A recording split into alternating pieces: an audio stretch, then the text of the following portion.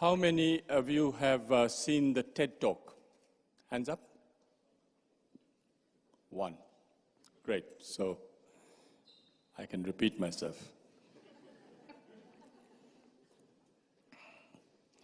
From a very expensive, snobbish, elitist education in India, I jumped from a very expensive college to becoming an unskilled laborer digging wells in the middle of Rajasthan.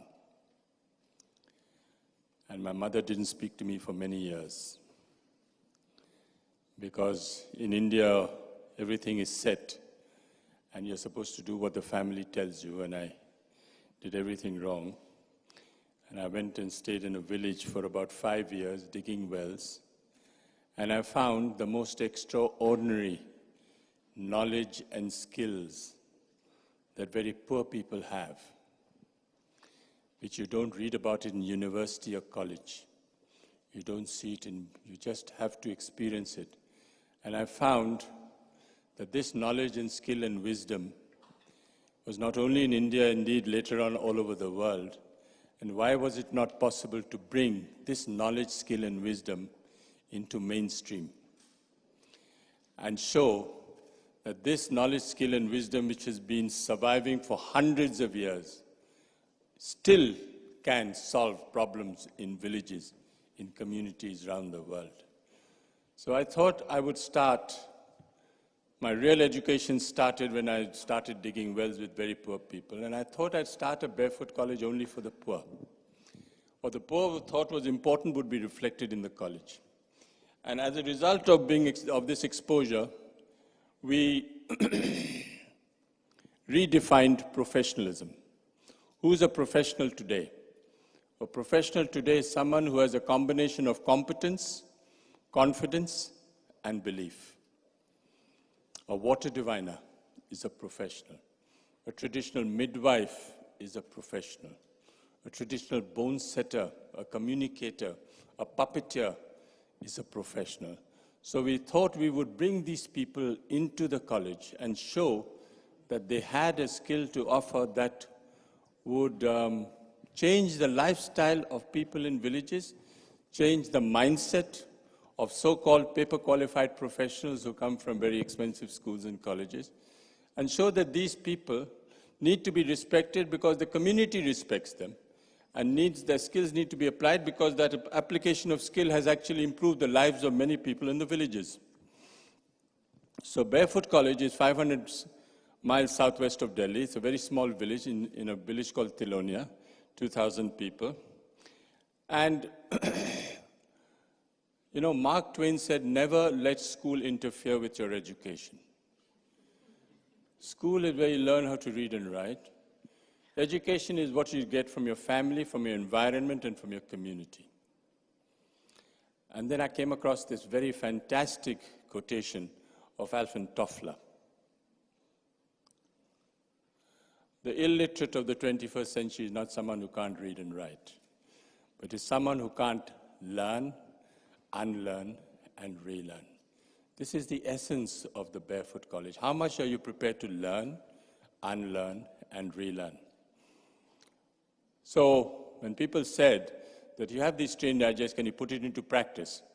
So we started the Barefoot College, the construction of the Barefoot College by a barefoot architect who still can't read and write today. 150 people, families live there, and it's the only college which is fully solar energized. And the man who solar energized the college is a priest who's only done 8 years of higher secondary schooling, but he knows more about solar than anyone I know.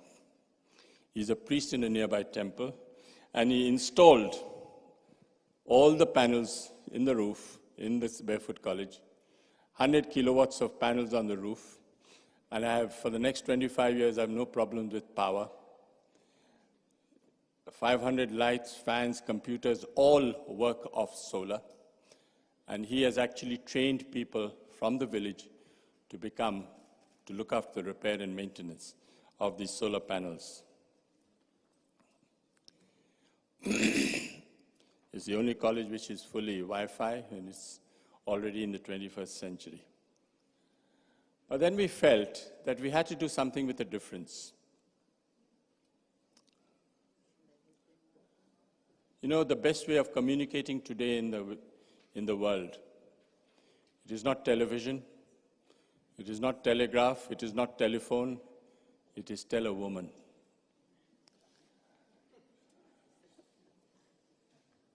And we thought we would try and train someone from a village in the most sophisticated technologies, which is 21st century in the world. And the first woman to be trained as a solar engineer is Kamla in 1996. Now, she's fabricating charge controllers and inverters. She is looking after the repair and maintenance of night schools at night for 30 night schools. And she has actually installed a power plant in Telonia. We found that this was an extraordinary experience, so why didn't we try to replicate it elsewhere in India? So we trained women from Rajasthan. The criteria was she had to be a grandmother, she had to be illiterate, she had to have never left her school, village in her life, and she had to be rooted in that community. And Acha Devi fits that criteria. This lady, Pushpa Kanwar, who was also from Rajasthan, traditionally, women in Rajasthan don't even come out of the house. And here this woman has become a solar engineer. It's totally awed the men in that village. They can't even understand how she picked it up. Then we had this woman from up in the Himalayas. So we actually have a wide variety of women to show that this barefoot process is not confined only to one state, or the hilly areas, or the mountains, or the tribal, or the desert. You can train women from everywhere. We even have two ladies from Dharamsala. I went to His Holiness and I said, Your Holiness, I want to train two women from Dharamsala. He looked at me very queerly and he said, not possible. They won't know anything. I said, Your Holiness, do you mind? He said, yeah, you try. So after 6 months, when we trained these two extraordinary Tibetans, the Holiness was absolutely delighted. Because, you know, when he first saw these two women, their heads were down. They wouldn't look up at him because he was God. So all the Tibetans look up. The Holiness would say, would you like to be a solar engineer? And they'll all mumble, mumble, mumble. And they just couldn't look up to His Holiness. 6 months later, this woman would go straight to His Holiness and say, look, this is a charge controller. This is an inverter. And His Holiness turned to me and said, what have you done to these women? They're not even shy. They're looking straight at me in the eye. And it was just extraordinary. We have solar electrified villages up in Ladakh, 50 villages up there. And when we asked the woman in this house, what is the benefit you got from solar energy? The first thing she said was, it's the first time I can see my husband's face in winter. Because for 6 months, they are in candles. Minus 40 outside and they can't see. There's only one candle inside that house. So solar energy has changed the lifestyle of Ladakh. We've solar electrified villages up in the border of Pakistan and India, up in Jaisalmer. All, please remember, all done by women. All women have been trained to be solar engineers. Why? Because we've come to this profound conclusion, men are untrainable. Men are restless. Men are compulsively mobile. Men are ambitious. And they all want a certificate. And the moment you give a man a certificate in a village, within days he leaves the village looking for a job in a city. So why train a man? Why not only train women who are rooted in the soil, who will always stay there, who are not interested in a certificate, they only want to benefit the community at large. And that is the story of the Barefoot College. How these extraordinary women from all over India have actually solar electrified their villages and brought life. So just because of solar electrification in Rajasthan, This woman, through solar lanterns, has increased her income just by making handicrafts. So we are now training over 40 women from 5 or 6 states around India to be solar engineers. And they have now solar electrified over 15,000 houses in 242 villages, all on their own. They are the first technically and financially self-sufficient solar electrified villages in the country. So that is what we've done all over India.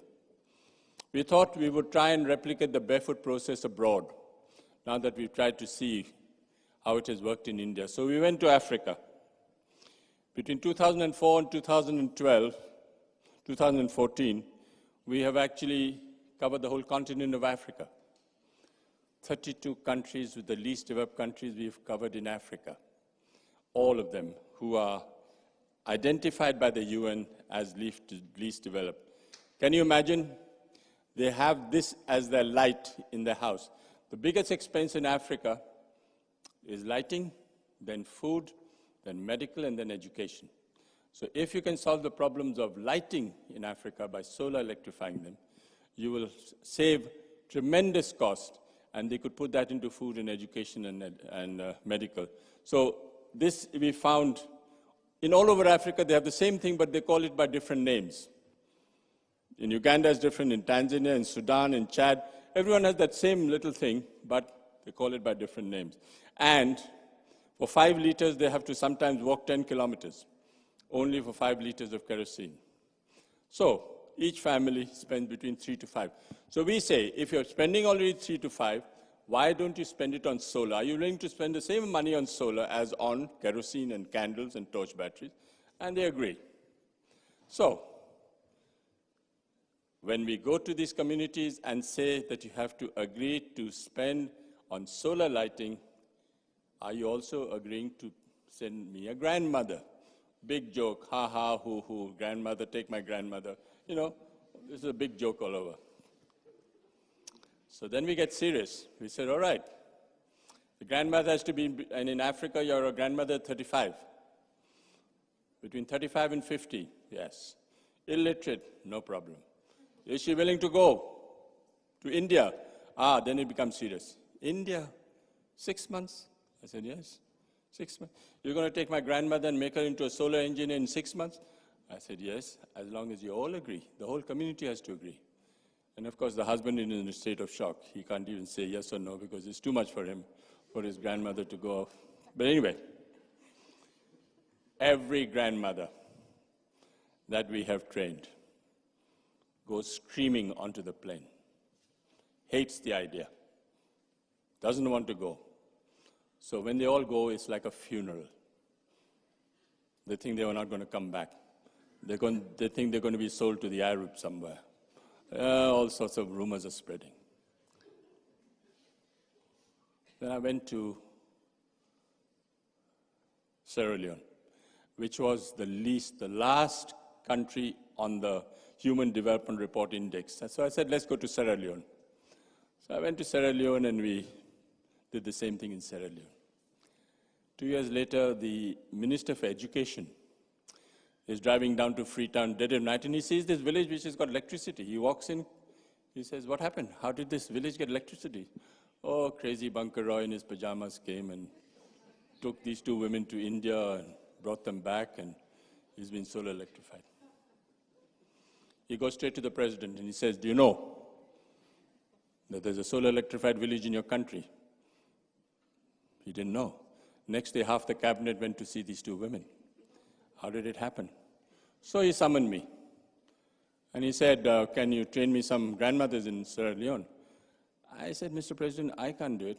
But if you build me a center in Sierra Leone, we will train you 150 grandmothers.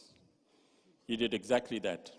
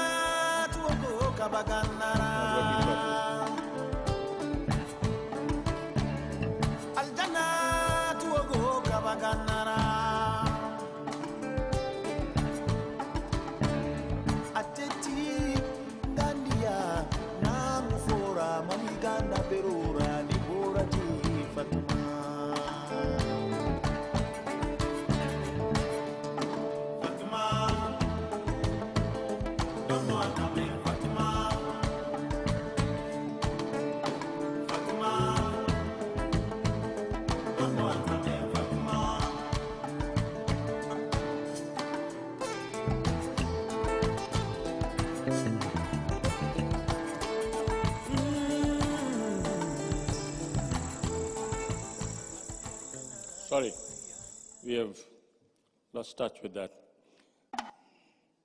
So what is the barefoot approach?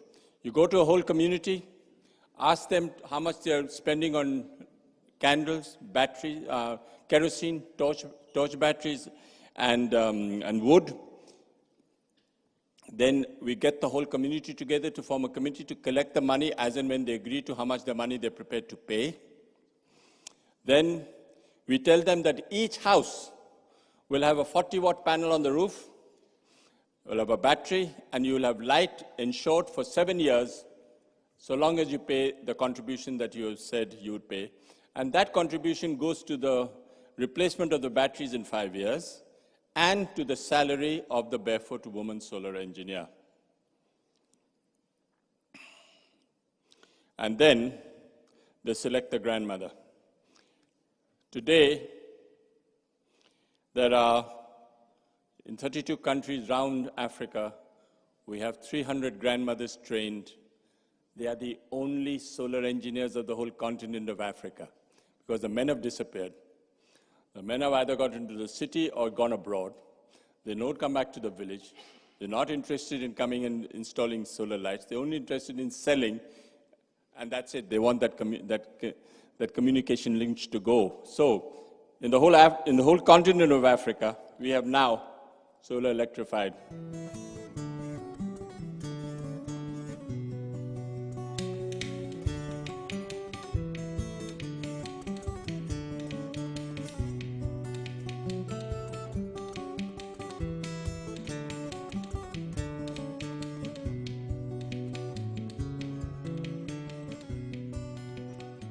This is a true story about ordinary heroes.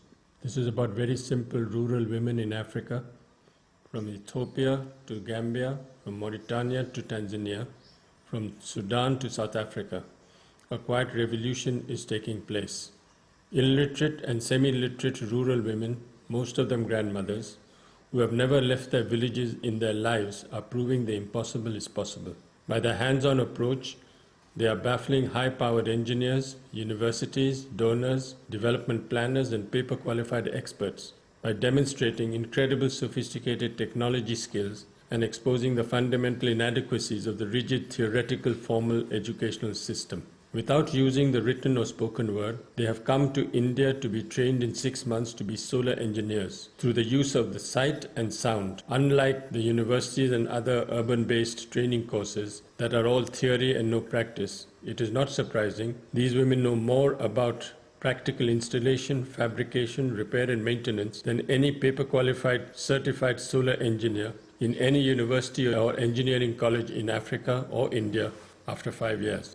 After 6 months in India, using only sign language while training, they know no theories of physics, electronics, mathematics.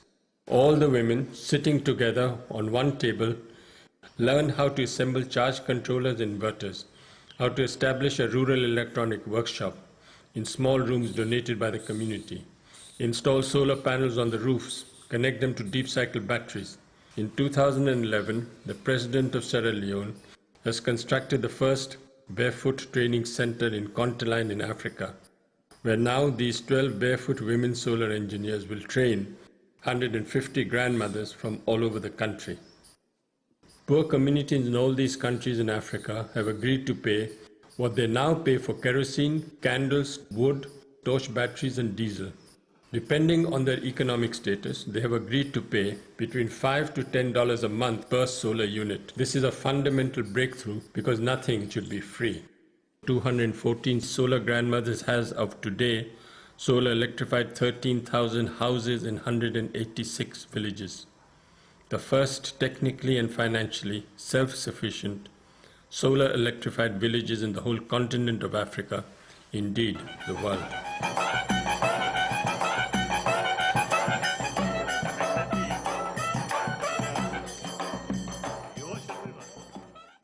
On a rare visit to the Barefoot College, when he also spent the night, His Holiness the Dalai Lama blessed the women solar engineers on the 13th of February 2011. That's secret. That's secret. So those illiterate villagers, even grandmother, you see, physically also a little bit old and illiterate. Yet, you see, through training, you see, engineer, proud, self-confidence and dignity. Wonderful.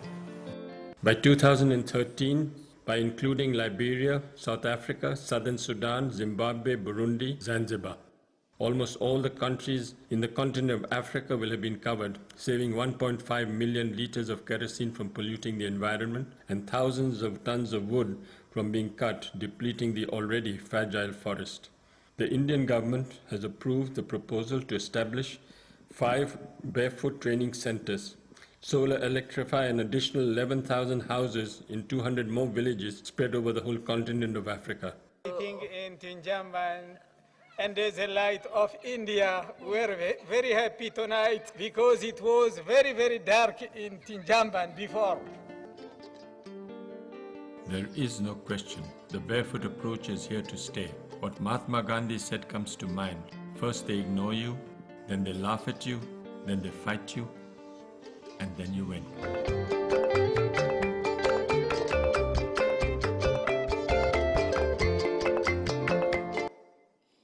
So, they're all sitting in one table, 40 of them, all chatting with each other and not understanding a word, because they're all speaking French and Spanish and Jola and Wolof, but their body language is great, and they all learn through sign language. They make the sophisticated charge controller. They asked an engineer from Germany, how long does it take to make a charge controller? And he says, you have to go through a very important 5-year course, and then you can't do this. I said, a grandmother in Africa can do it. He says, not possible. Well, but remember, they come under great strain. Every woman comes fighting the family. Husband says, you go, I'll take another wife. I can't wait 6 months. You go. She goes in spite of that threat. She goes to and becomes a solar engineer and comes back and solar electrifies the village in front of that husband. And the husband is totally awed. Please come back. We want you to come back, be my wife again. In Burkina Faso, this happened, and the wife came back, solar electrified the whole village, and the husband says, come back. And the woman says, no, no, I'm very happy now. I don't need you anymore.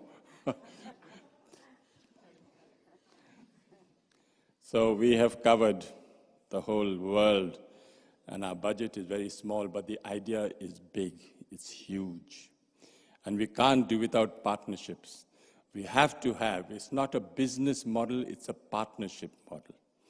And partners with NL, we have partners with Bank of America, we have partners with UN Women. These are the ones who give us the panels.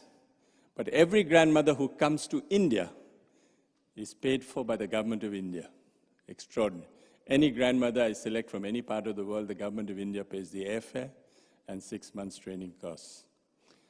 We've gone all over South America.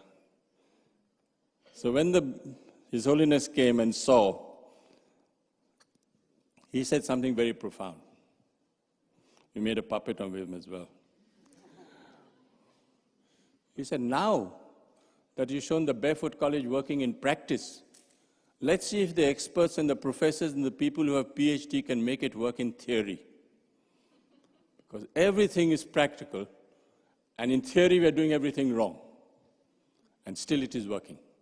So I shall end with a very small 30-second film. In the poorest villages around the world, people are looking for solutions to poverty, pollution, access to clean water, and gender inequality. But one solution has been right there before our eyes. A woman. Her voice, silenced for generations, often by her own community, is now being used to inspire and transform.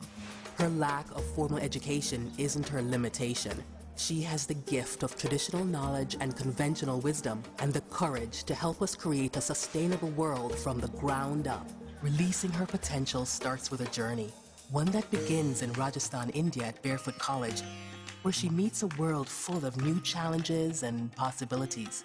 We see her and women like her learning new technology the practical way, giving them the skills they need to become barefoot solar engineers, pioneering change. Upon returning home, she brings light that illuminates homes and powers night schools. She develops clean drinking water systems and teaches others to do the same,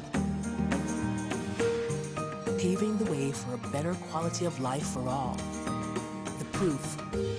Today, over 1,200 villages are solar electrified in 64 countries, bringing new life to over 500,000 people, one woman at a time, one village at a time, one country at a time. The search is over. She is the solution.